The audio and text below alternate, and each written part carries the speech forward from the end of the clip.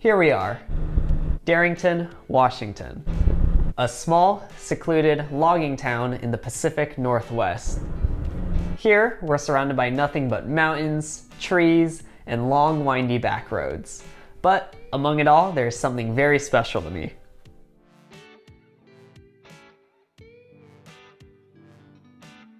Spanning two buildings, we have the Greenwalt Car Collection, my dad's own classic car fleet.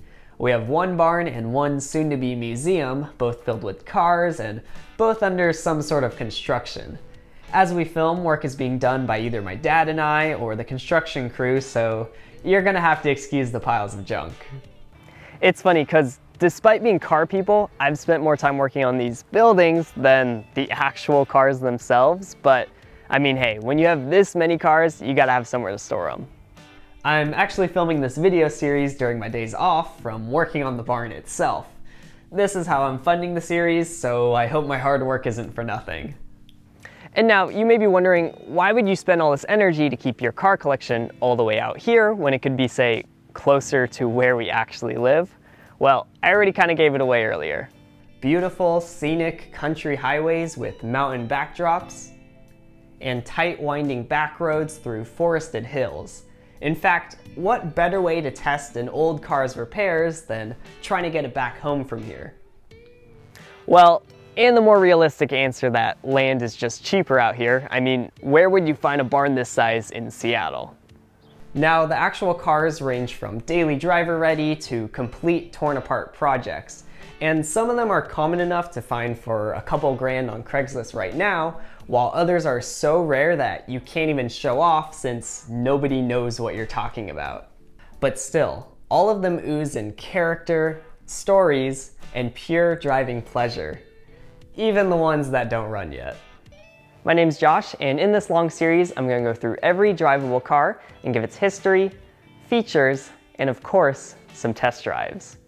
Some of these cars I grew up working on, some of them I've spent my early years driving, and more recently, they've just started to show up randomly with no notice from my dad.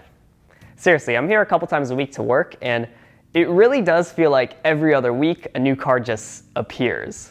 I'll be honest, I'm not claiming to be an expert on any of these cars. I'm sure I'll make some errors, or some of my opinions may be different than most other people's, but I do know and fully appreciate a beautiful and fun car when I drive one.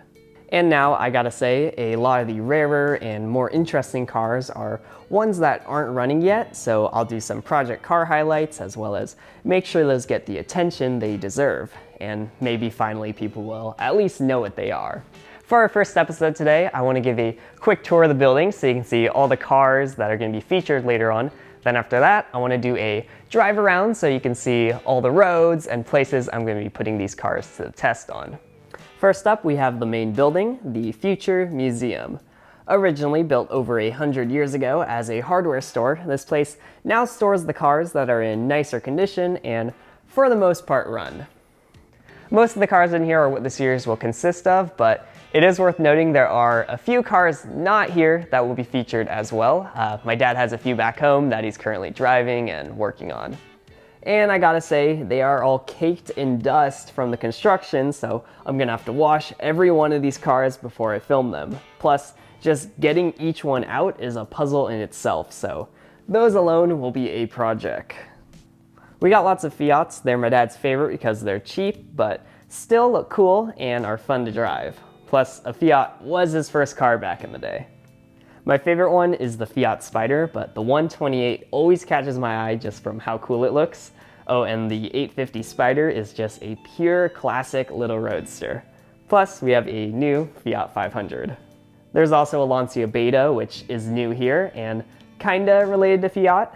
Speaking of Fiat relatives, we also have this Otas Lombardi Abarth, which is one of those what the hell is that kind of cars. There's also an RX-7 FB and two RX-8s, all of which will be covered. Then a Datsun 510, Datsun Roadster, MG Midget, Porsche 924, and the coolest looking Saab in existence, the Saab Sonnet III.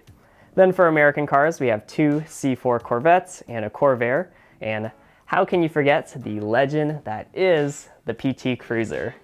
Another oddball car we have in here is a Lada, It's a Soviet car that is based on, guess what? A Fiat. A couple cars that are normally here but home right now are a Ford Fairlane, MGB, and a Fiat Ghia, which will all be covered later. Again, the building is under construction. The room actually goes way further back, but it's walled up for now.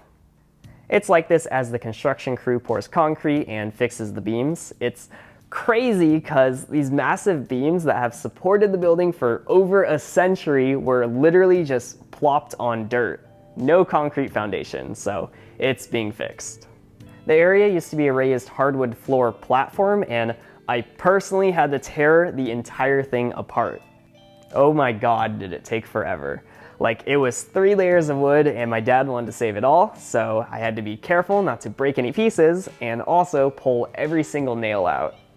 But I guess it'll be worth it because once the concrete is poured in, we'll have way more room for, of course, more cars.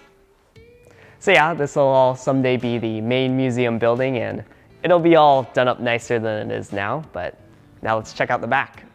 Right behind the museum, we have the barn. This is where things start to get a bit crazy. Basically, all the projects are in here. Some are extremely rough, but others only need a few things to get going, which my dad is working on. A few of the cars are also partway stripped of paint since my dad repairs the bodywork and preps the cars himself before getting them painted. The building itself was falling apart when we got it. I have to admit, it gave a really cool aesthetic with lots of light beams shining through all the cracks and holes onto the cars, but this thing was only one bad storm away from collapsing. So we had the walls rebuilt. And remember that floor from the museum that I tore up for months? Well, it's now being hung up on the back wall here. The metal wall covers are also from the old roof as well. A couple of the cars that do run and I'll be covering are the Ford Mustang Mach-1, which runs but is getting new paint, and possibly this Maserati Biturbo if it gets a few repairs. Plus, who knows, maybe something else will get running as I film. But there are still some pretty interesting projects that I want to touch on later, like the Fiat Dino.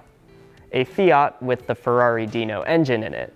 Then we got a pair of Triumph Spitfires, a pair of Jaguar X12s, a pair of BMW 700s, and 3 Opel GTs. Some Japanese stuff we have are a Datsun 280Z, right-hand drive Isuzu, and a Datsun 1600 Roadster.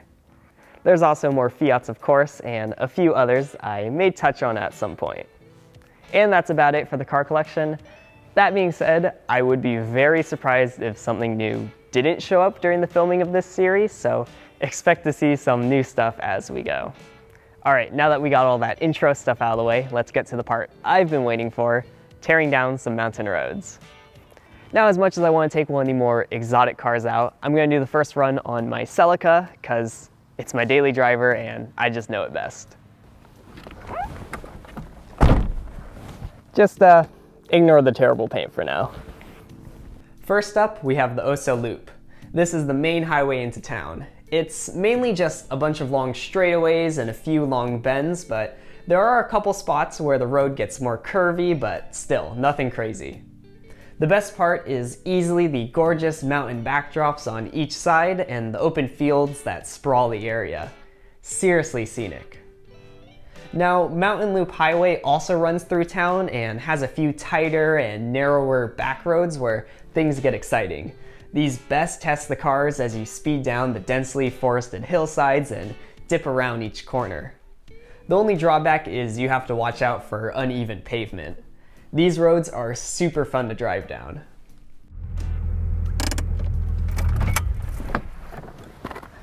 Well, I hope you enjoyed what you saw, and I hope you're excited to get a closer look at some of these amazing cars.